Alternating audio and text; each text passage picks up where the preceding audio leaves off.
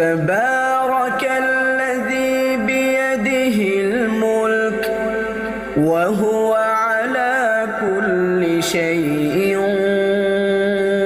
قدير.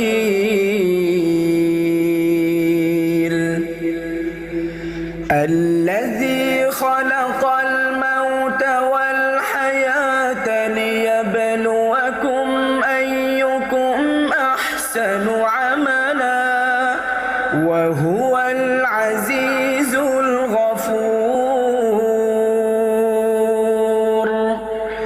الذي خلق 7 سماوات